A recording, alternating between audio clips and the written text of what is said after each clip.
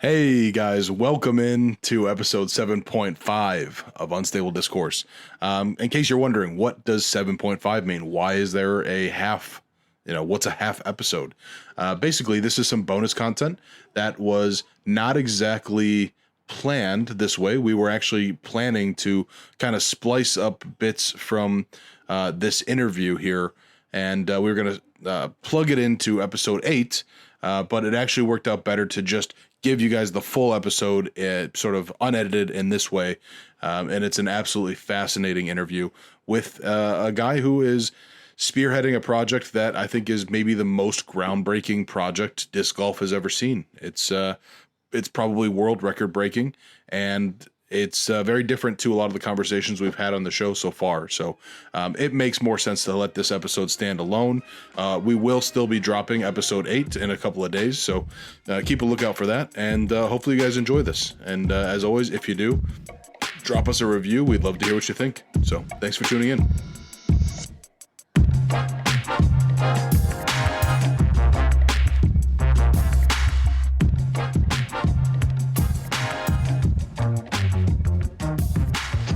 Hello.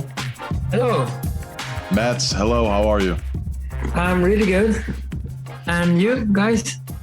I think I'll speak for just myself. In light of the craziness of America right now, we're okay. We're doing okay in our little corner. Yeah, doing great. That's good to hear.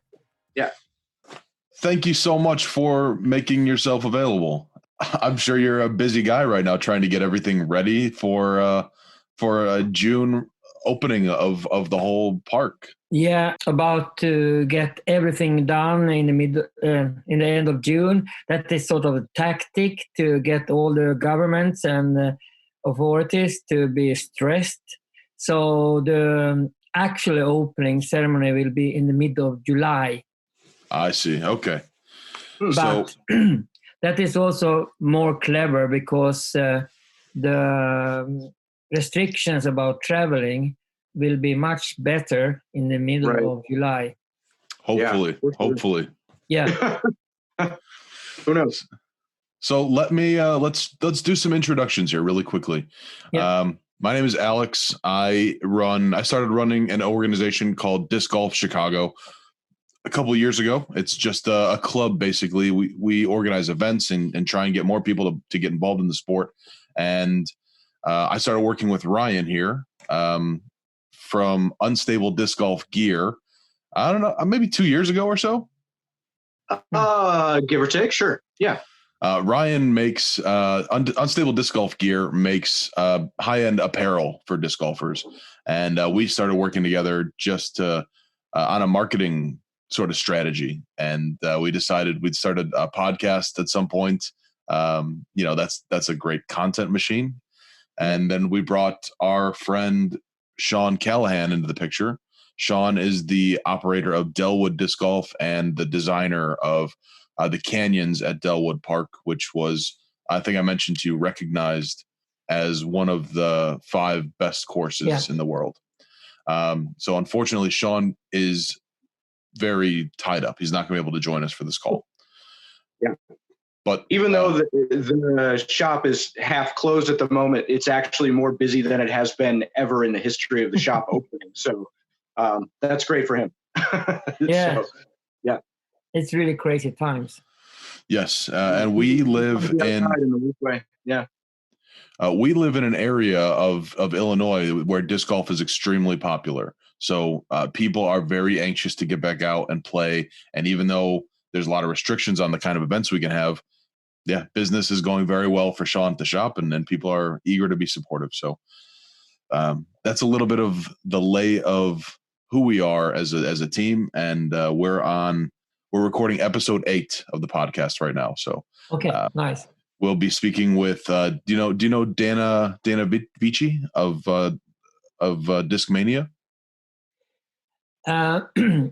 I have been in this business for 6 weeks. So I don't really know everybody, but I know pretty many in Discmania, yes. Well, I want to dive right in. The fact that you brought up the fact that this started 6 weeks ago. Yeah. This is a huge operation. It's a huge dream. And not only is it amazing to try and make it happen, but to try and make it happen in this time frame so quickly. I kind of know how this started. I understand that it's pronounced Hollande, correct? Yes, Åland. Yes. Hollande is where where this project is going to take place. And then just to give an overview of the project, you guys are going to bring 16 different courses to the chain of islands. Is Åland is a chain of islands, correct? Yeah, actually, it's a big main island, and then it's over 6,000 other smaller islands. And tourism is extremely popular. It's important to the economy there. Yeah, absolutely. So you were brought on board to help with tourism and to come up with innovative ideas to help bring people to that region. Yeah, not only tourism. It was I'm the chairman of the Federation of Entrepreneurs on this island, but that is sort of a voluntary work. Actually, I work as a data scientist at a gambling company. Okay. And that maybe are pretty strange, but I've been working with marketing, and then I be a business intelligence guy from the beginning, so I have the both world.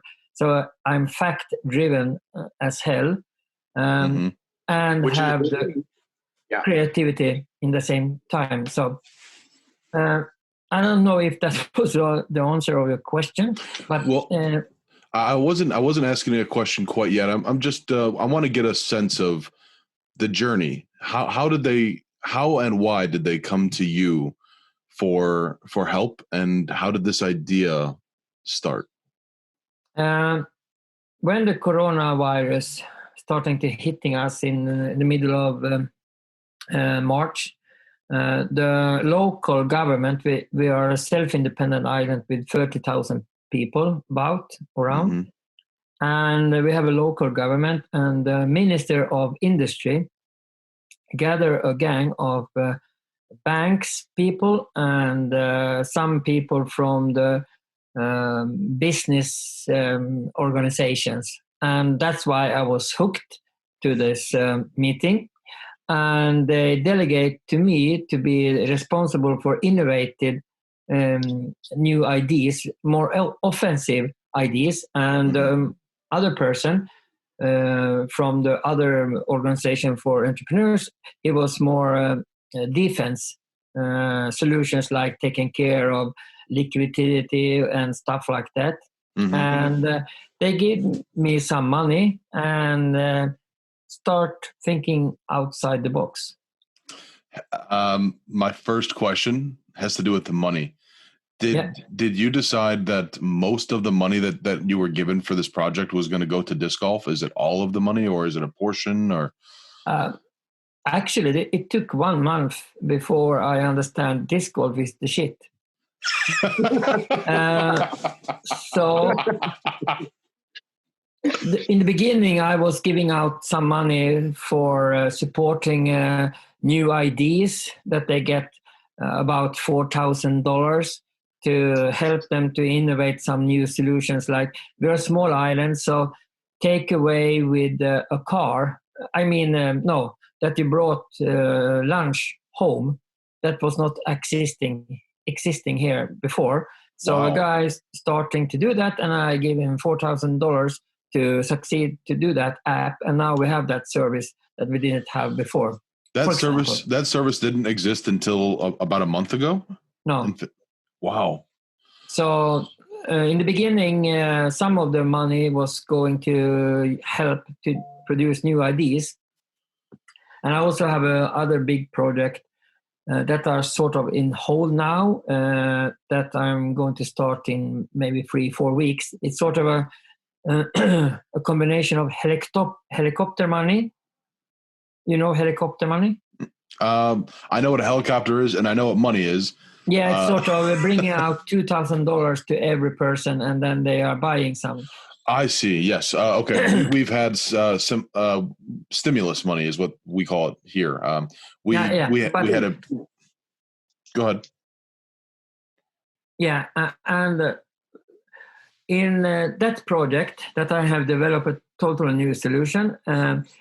One of the things was that we needed something that will get people on the island to stay at home and do some touristing by themselves. That is not natural because you have a summer cottage and stuff like that. Mm-hmm. And then I tried to find a reason why people should travel around on the island. Mm. And we have 16 municipals or communities. Municipalities. Yeah, that's a really hard word for me to say.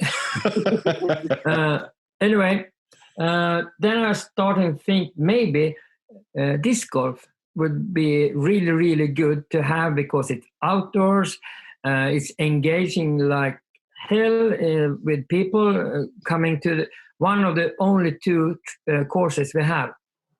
Pause. You said you just got involved with this 6 weeks ago. Did you know about disc golf before that? Yes, because 1 year ago I was playing with my kids at the new disc golf course in Mariehamn.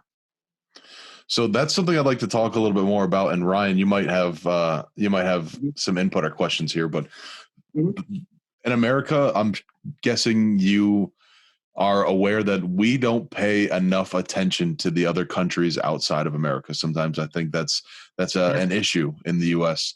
And I don't think people understand what some of the big differences between Finland and America are.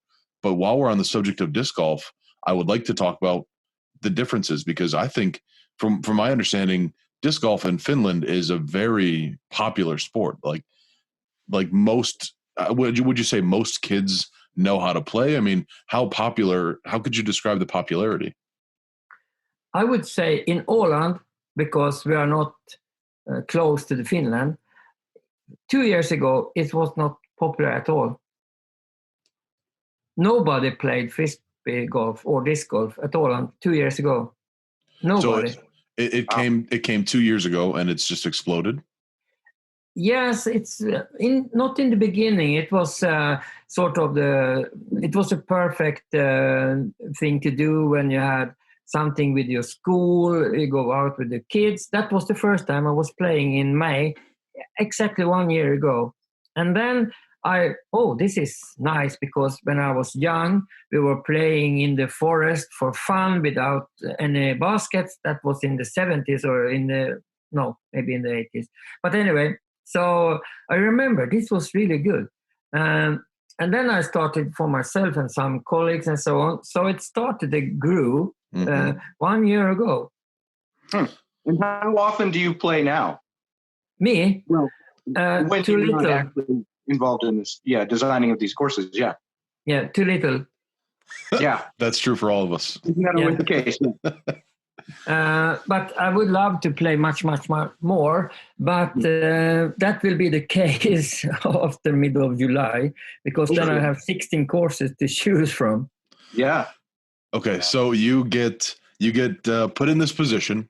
You get given a budget to work with, and you think disc golf is a good direction to go. Where do you go next? Do you must start looking for partners, right? Or what's the next step of that journey?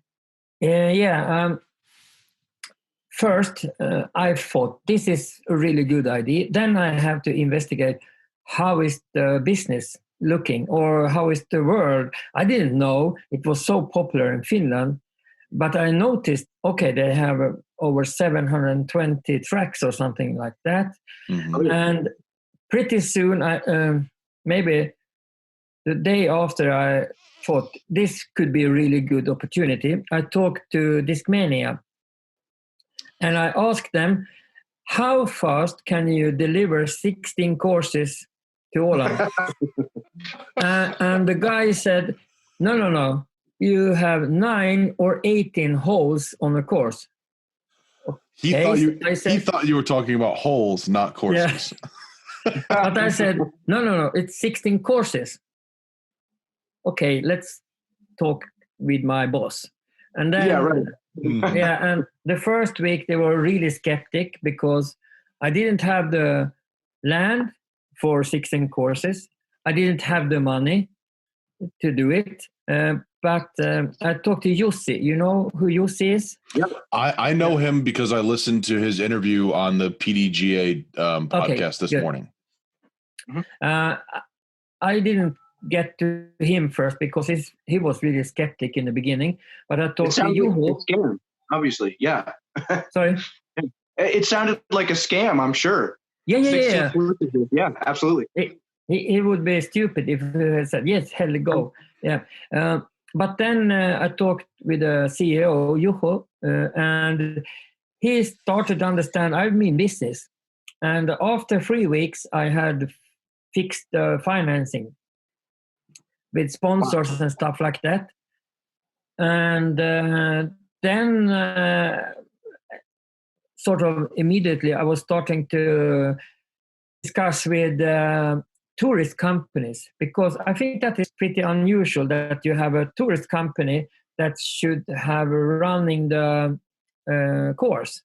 Because I guess, I don't know how it is state, because it's free to play, then it's not interesting for any company to do it.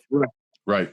So I took the opposite, because I wanted to sponsor the companies that are working with tourists, because they are the members of the federation I'm the chairman of.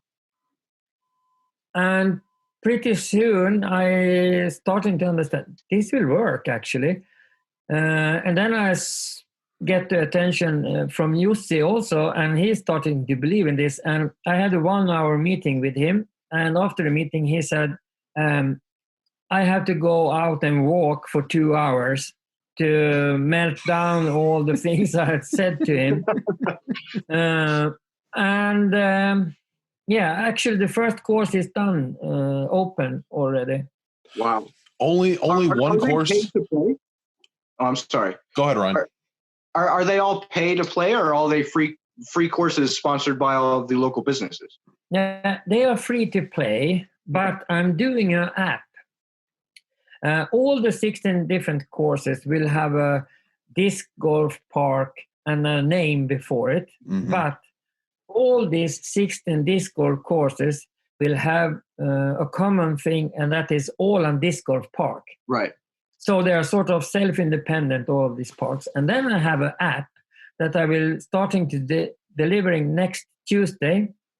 And in that app, you can donate money to the specific course you are playing. So if you're supporting the project, and then you can sort of check in, that is not special, and then you get the badge. And if you get all the badges, then you get the chance to buy a specific unique disc that you can't buy otherwise.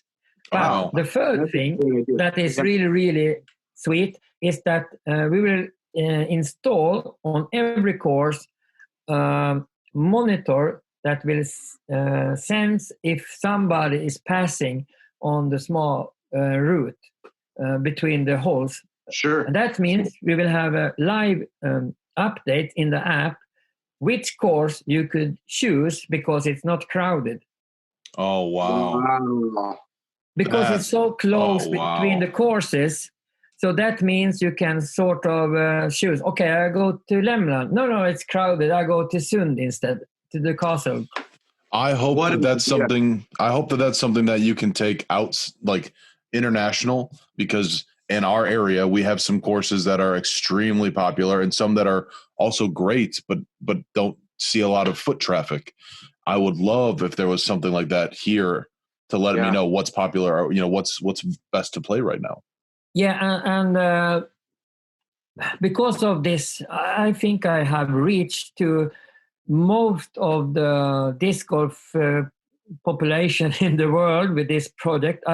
It starts to feel like that because it's so crazy. And people, entrepreneurs, take contact with me, and they want to be in this disc golf park project. And it seems that this kind of solution, what I have done, will be exported to different other areas. Like I already heard that in Spain they are interested, and in Japan. Wow. That is a big part of what we talk about on our show. We want to We want new ideas to be brought to light that will inspire other people to help grow the sport. Obviously, we all love it and we love to play, but we also have tons of talents and connections that will help do good things for the sport. So when you put an idea like that out there, it's got the ripple effect. So many people will hear that and think, I know I could do something like that, or it just keeps the snowball rolling, so to speak. Yeah. What is the projected increase in tourism going to be? Have you guys thought about that and what that might bring to the islands in general? Yes. I will make what's that? When you're putting text to the newspapers, you put Publication? Press. Yeah, publication, sort of a article, but it's not from the newspaper. It's from me myself. A press release. Press release, yes. And actually, I was looking at the numbers yesterday, and of course, it's impossible to say when the corona regulations and stuff like that. But I made a survey in Finland 1 week ago, and 40% of these people are coming this summer, and they want to play at least 10 of the courses. Sure. And they want to come with 3 to 5 persons, and it means they will stay over 4 nights on this island. And we are estimating together with Discmania, it could be something with about 1,000 to 5,000 people coming already this summer. And so that means 20,000 over, they are staying over the night. And to make a comparison, golf, we have 2 courses. And that is one of the main tourist attractions that they put a lot of money to succeed. Okay, I have now checked. Last year they had 17,000 overnight stay, so we could hit them already this summer. Right. The reason is that a normal golfer, when they are coming to the island, are playing on Saturday and stay Sunday night, and then they play a second time, and then they go home. So we will get 4 times more nights by this. But then next summer, this will fucking explode, because we have 350,000 crazy people in Sweden, Finland, and Estonia. And if 15% of them are coming to the island, that means about 50,000 people. And then you take it times 4, you have 200,000 overnight stay. And that is the amount of normal July and August on this island. So you're going to effectively double it. Yeah. Sorry? You're going to double the population. Yeah. Wow. And that is, I was sort of, is this true? Yeah, it's true. Right. So we have because I have heard from so many places, Åland has been the ultimate disc golf destination in the world. That's the way we're describing it. That's the what I've read all over the place. And you know what I want to do with our last, I don't know how much time you really have, Mats. I mean, I was expecting it to be no problem. Okay, good. So I want to do our part in making our listeners aware of not just the fact that this is the ultimate disc golf destination, but why else should you go? Tell us a little bit about what it's like to visit Åland. What can people look forward to? What are some of the things that really define a trip to Åland? If you are a standard tourist, then you are maybe visiting only the city. But if you are going to all the courses, you will see the whole island soul, because all of the courses will have the soul. We are trying together with Discmania to take the best from every single part of this island.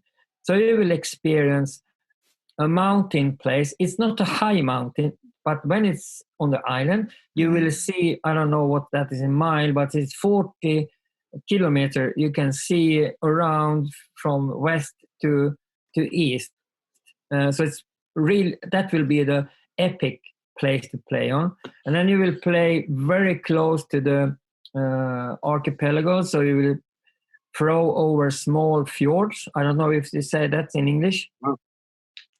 I Like don't know. 10 I don't meters know if we do. wide waters, and you will play next to a castle, and you will play in the forest, and you will play. I don't know. It's different soul in every place, sort of. I got to tell you, that sounds like every disc golfer's fantasy.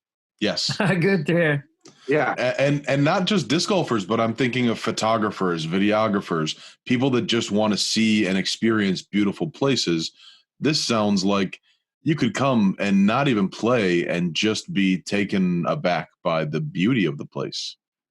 Yeah, I'm sort of blind because I'm born here, so I don't see all the beautiness. But I know that a lot of tourists will not see the archipelago because they're going into the tourist traps and so on. But if you are trying to do the epic tour, we call it, and Avery Jenkins is coming next summer, around midsummer, and do all the courses during 20 hours. Wow. Hold on.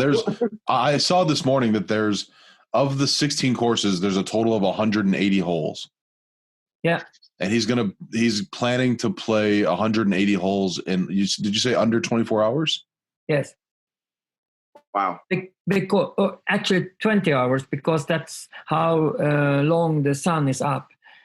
I see. I'm trying. And I can't do the math. Speedboat trips for him, so he can go from the islands very fast. As soon as he finishes one course, he jumps on a speedboat and runs and flies. That's, oh my God, that's going to be amazing. I mean, he's got essentially 10 minutes per hole on average. He's going to have to. I think he's going to have to jog a little bit. Yeah, it will be a tough one. I don't know if he fix it, but he will try it.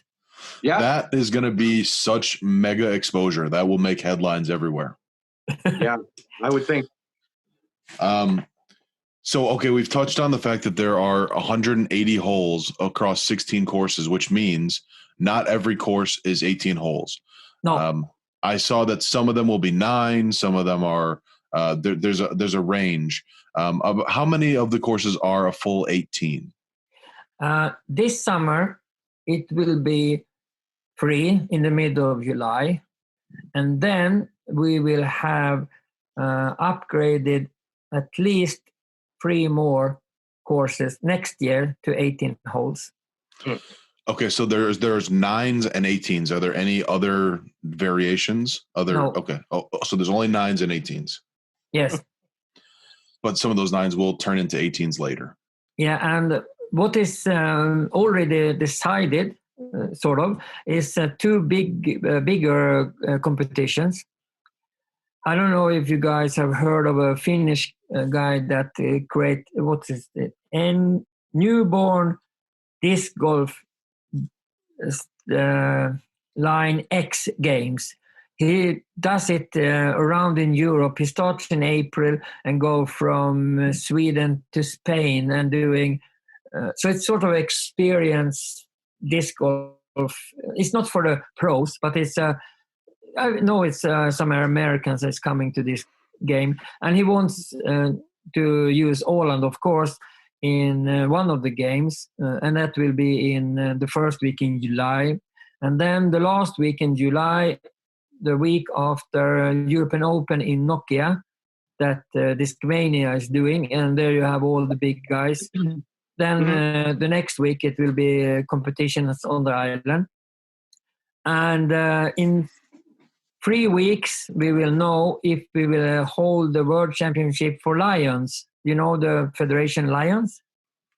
It's a help organization, sort of, called Lions. It's 1.5 million members all over the world, and they are probably coming to have the World Championships on our island next summer. So it will be 3 big happenings next year. That's incredible. In the first year. Yeah. Yeah, but everything goes so fast here. So I'm learning that with you, Mats. Everything happens quickly. You've gotten introduced to the sport, built the ultimate disc golf destination, developed an app. What can't you do, man? That's my next question. It's incredible. Actually, it's I sort of gathering 35 years of experience and put it together in 6 weeks. 6 weeks, yes. It's unreal. Why did you set the goal to such a short time frame, 6 weeks? Was it just because it was a critical time and you needed to do something fast, or was there something pressing that time frame?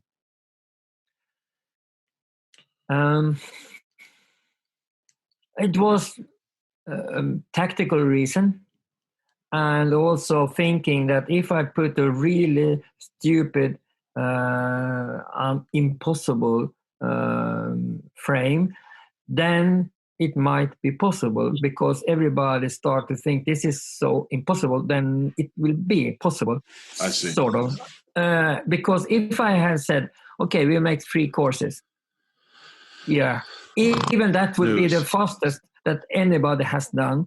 Mm-hmm. But then if I take 16, that is so out of the reach, sort of. Mm-hmm. So that has make a lot of people really, really keen on to fix this. It's it's got to be a world record for sure, and everybody wants to be a part of an achievement like that, of course. Yeah. Yeah. I love that. Why Discmania? Is it just because? Tell us why was Discmania your first choice for a partner?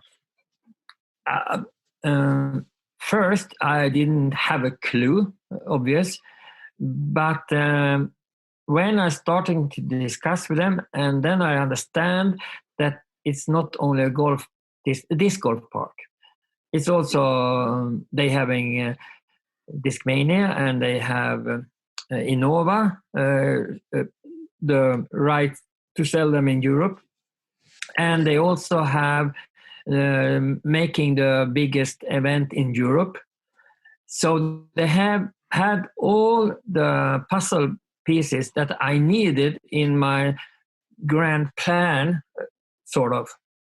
And in the beginning, it was most important to get it fast. But now I have understand that maybe it will be 12 courses done to the middle of July, Mm-hmm. but then it will be quality. And that is now more important than the speediness, or I don't know if we say that in English. But so it's not a problem. If somebody come and play 12 courses this year, okay, they will come next year and want to play all the 16, of course. Right. Yeah. Playing a handful would be, a great trip. So playing 12 courses would be out of this world. Yeah. Yeah, I think they will not be yet very disappointed. No, I agree. Yeah. So I have sort of turned around a little bit from incredible fast to instead really good quality. And I'm starting to think that the island will be sort of a Disney park, sort of. And that is sort of my mindset, that it's about the same squareness, how big the area is, in one sense, but make the feel that you are on a actually disc golf park. And I think that this will be the only place so far that has this feeling when you can go to 16 different Disneylands or Goofy Park or whatever. I don't know. Yeah. Well, I know that my friends and the people I work with in disc golf are already talking about when can we go? When can we make this happen?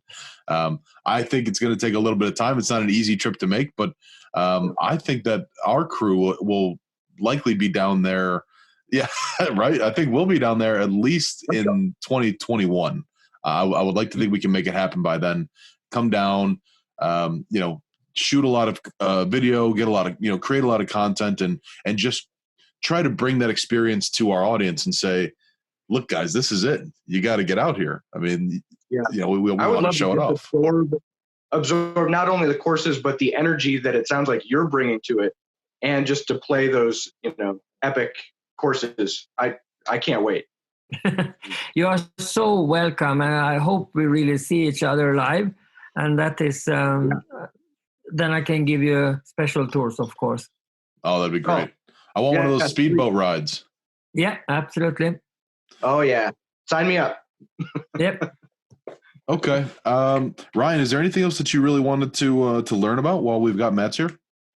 No, I mean, I think you covered it all. I'm just taken aback by the scale of it now. I mean, I've read all about it and everything, but now having you speak about it, it's just putting it, into a realm in my mind that I can't grasp until we get there. So it's so hard for us to grasp, because when you want to put a course in America, the amount of red tape that you have to go through, sometimes it takes years to get a single course put in the ground. So the idea of being able to work with 16 different communities and get the permission and get the manpower and the equipment and everything needed to make it happen so quickly, that is completely a foreign language to us.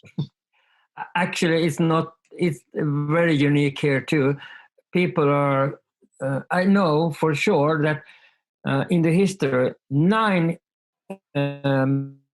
municipals has been doing the same thing. Maybe it has taken 5 years. So this is very unique also, that are doing all the 16 in 4 weeks. This is not really happening in that sense. One thing is that I already know that people are going to move here to the island because they want to play. And it's sort of really strange. We don't, now we have one new course already after 3 weeks, but we didn't have one 18-hole course. And then already we have the reputation to be the ultimate disc golf destination in the world. That is pretty amazing. That's incredible. Yeah. Have you seen any pushback from any of the local residents, or how is it? How are the local residents taking this entire this build? Is it supported or? Yeah, mostly. But to succeed this, I have taken no prisoners, sort of. I have eating bureaucrats to breakfast and shitting out politicians on dinners, sort of. It's really, I have problems on the only course we have in Mariehamn has been so crowded, so they have been making you can see on the nature that it has been a lot of people playing. Sure, of course.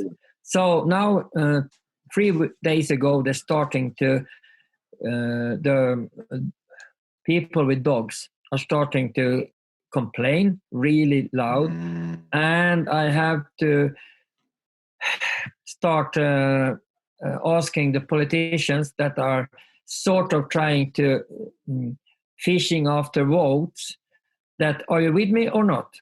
There are no maybes. They have to take positions, because I know when I will present how big impact this will be.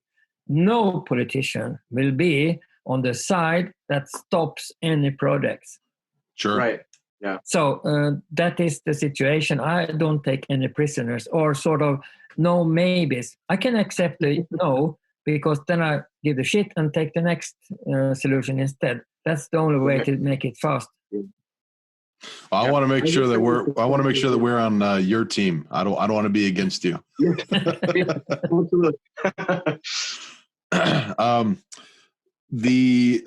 I just lost my question. Ryan, were you saying something as well?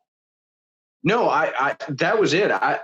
We have such a problem with that as well. A lot of the local residents around disc golf courses don't understand the positive impact that disc golf can have on an area, and they do only focus on the immediate environmental impacts and the stigma of the hippie weed smoking disc golfer. And so, we try and combat that every time we play. And I was just wondering if that was somewhat the case there. Yeah, we don't have the hippie reputation because the disc golf has been only existing for 1 year.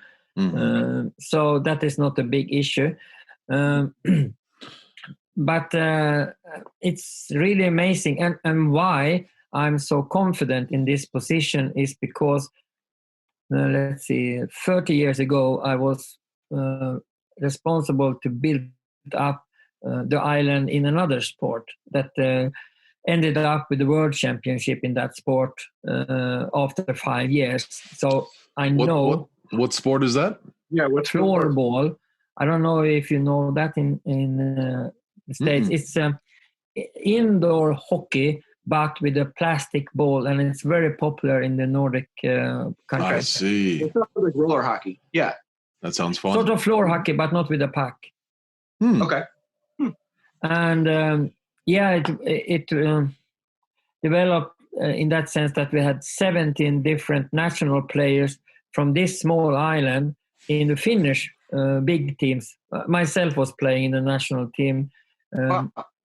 So it was a pretty crazy situation, and everybody was playing floorball for 10 years. And then I stopped working with that. And okay, they are still playing, but now I feel the same feeling, because in floorball it was very easy to start playing, and it was for everybody. And I can feel the same thing with disc golf, and that's why I was getting in love very fast. Can't blame you. Cannot blame you. No. It's very interesting to see the perspective from another country where it's just been introduced, where it's been developing for 40 or 50 years here in the States, and we have a reputation to overcome. Like Ryan said, for a long time, it was the sport or the activity. Some people don't even want to acknowledge it as a sport. So some people see it as the game that hippies play. And of course, we know at the highest level now with professional disc golf, there are standards, there are true athletes and true self-discipline and real people setting good examples and doing great things. The sort of things you want to see from a sport, they are there. But I would say the majority of America does not know that. So to hear about a place where you're further ahead of us in a very short amount of time, that's very interesting. Yeah. Actually, I have asked for, I guess, the first post stamp frisbee golf or disc golf. Whoa! Oh, a postage stamp with disc golf on it. And because we have our own post stamp authority, and the last time we had the floorball world championship, that was the first post stamp for floorball in the world. And I don't know, but I think you don't have any post stamp for disc golf. I doubt it. Yeah, and that we will know in 4 months' time when they're deciding the next collection of post stamps. Wow. Oh, that's incredible. Add that to the list of reasons why we're so excited to be sharing this time with you. I don't want to take up too much more time. So, Mats, I'll let you know that the new episode that we're going to record, we're going to take some bits and pieces from this interview, and we'll put that in, and we'll make the full interview available to our audiences on YouTube and wherever else we can. Again, the rest of the episode, we're going to be speaking with Dana, who works for Discmania. So we'll be talking more about this and more about that partnership. And we'll do everything we can to inspire our listeners to get this on their radars and start making plans. And it's awesome to be connected with you. And I have tremendous admiration for what you're doing. Yeah. Thank you. And really nice to speak to you. And you're so welcome to the island. Thank you so much. All right, Mats, we're going to let you go. Thanks again. Thank you. And let me know when you have some program done. I will do. Yep. Perfect. You will. Bye-bye. Take care. Bye-bye. Thanks. Bye.